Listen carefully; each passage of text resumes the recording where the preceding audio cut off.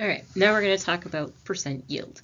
And when we're done, you're going to be kicking yourself over basically some calculations that you've already done in lab and you were like, what the hell is going on? And now you will know what was going on. So what are our objectives? We're going to define theoretical yield. We will then calculate theoretical yield. And finally, we'll define percent yield and calculate percent yield. So what is a theoretical yield? Theoretical yield is the maximum amount of product that you can make with the reactants that you have. Underline that because it's important.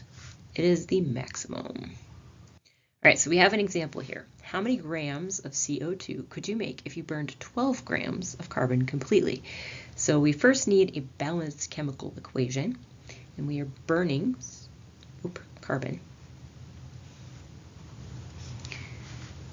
Let's make some carbon. Okay, and when we burn something, we always add oxygen. That is just what a combustion reaction is. You burn the fuel with oxygen to make carbon dioxide and water.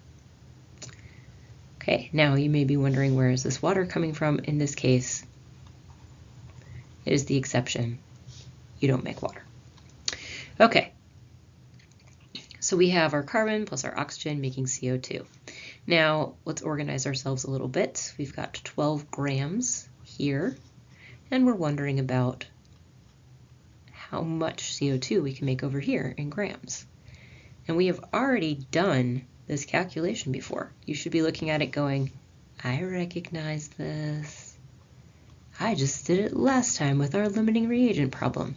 I've told you what was in excess in this problem by saying it burned completely. The carbon is gone, meaning the oxygen had to be in excess, right? So we're going to use the molar mass to convert to moles of carbon, right? So we're getting rid of grams. And then we're going to multiply by our ratio. We have 1 to 1 for both of these things. So 1 mole CO2, 1 mole carbon. Our moles of carbon now has dropped out, but it asks for the solution in grams. So we put in the molar mass of CO2. And when we are done, we have 44 grams of CO2. Boom. Okay, so we had to convert from mass to moles. We used our mole to mole ratio, which in this case was stupid easy with 1 to 1. And then we went back to mass. This is our theoretical yield.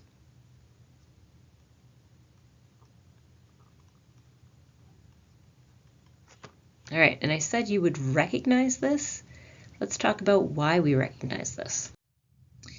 Do you remember last time when you were looking at the limiting reagent thing, where we found the limiting reagent, we calculated an amount of product? Yeah, that amount of product was the theoretical yield. What?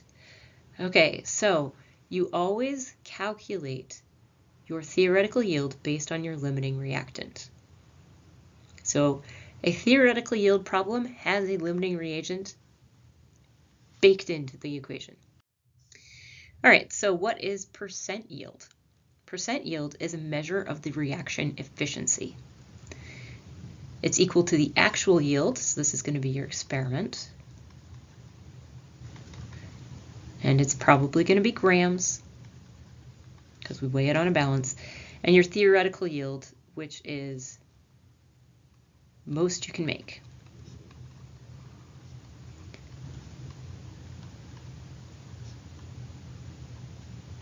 Okay, now, a couple of things about this. When you're looking at this,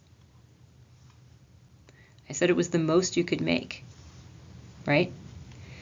Why can't I make more? Well, I can't make more because of the law of conservation of mass. That is not a thing. You can't make more than 100% of the thing, because that would mean you would have to make mass out of nowhere, and that is not allowed. It's against the law of conservation of mass, in fact. Okay, now the other thing about this is that your actual yield may in fact be over your theoretical yield if you have not isolated your product. So if you remember doing the scientific method experiments, you had to boil off all the water. And if you didn't, you could get more than you should have.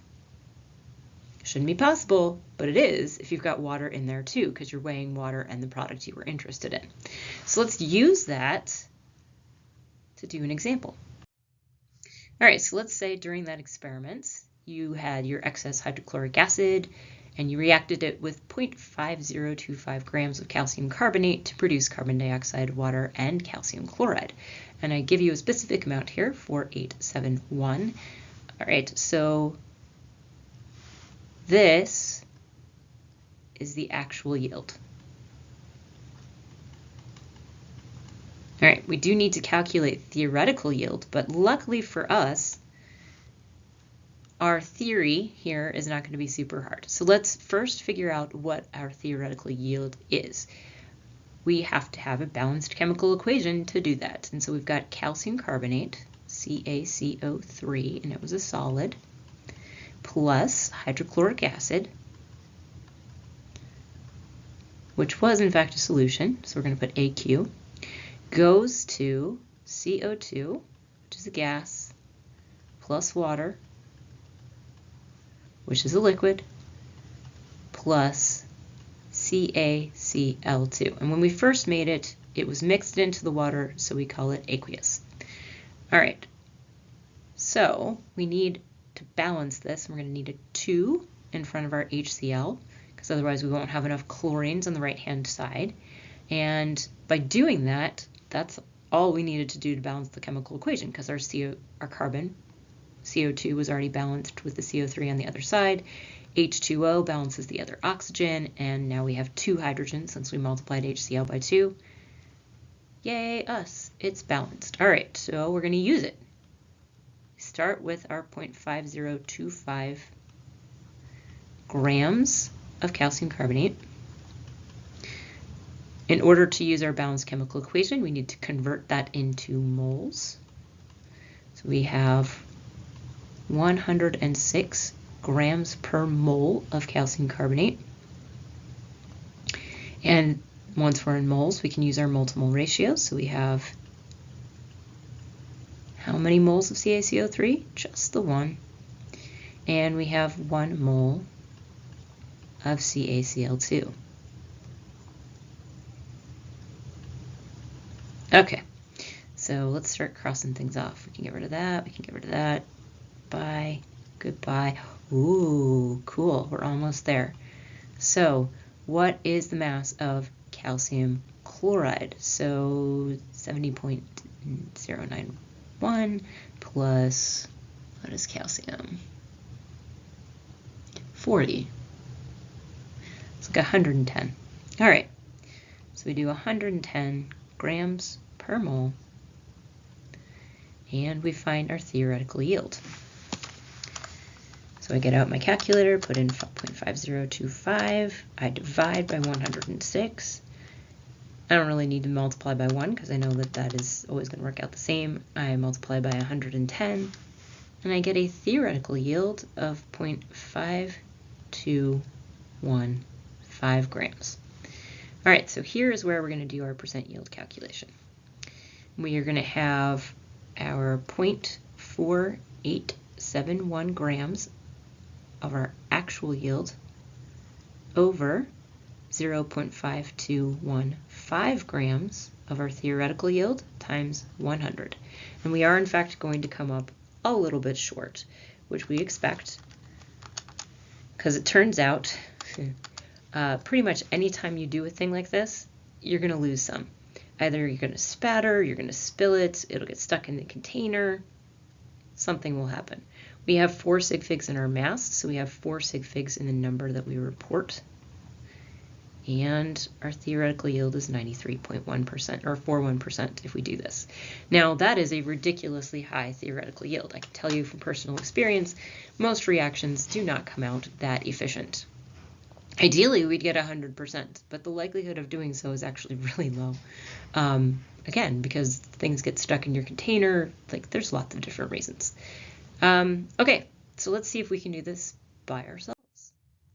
I'd like you to take the time to do a percent yield calculation. And again, this is from that experiment where you add in the hydrochloric acid. So you should know how to set this up. I've left out details, but you know them. I'm going to give you some time.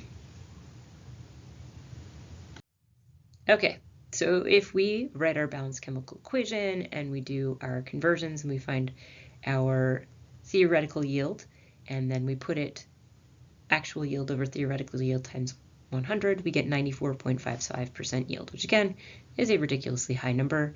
But in this type of reaction, that is possible. In fact, probable in a lot of cases.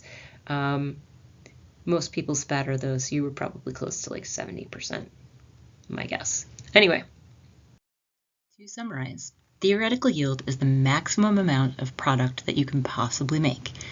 Percent yield measures the efficiency of a chemical reaction.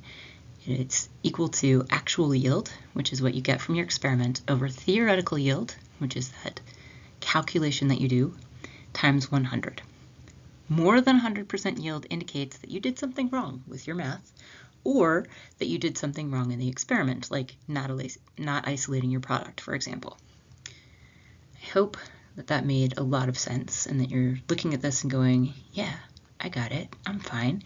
But if not, that's okay, because we're going to have a decent amount of time to go over it. I'm going to start moving into gravimetric analysis a little bit on Wednesday, but I have part of that time scheduled for just going over limiting reagents and theoretical yields until we have it down.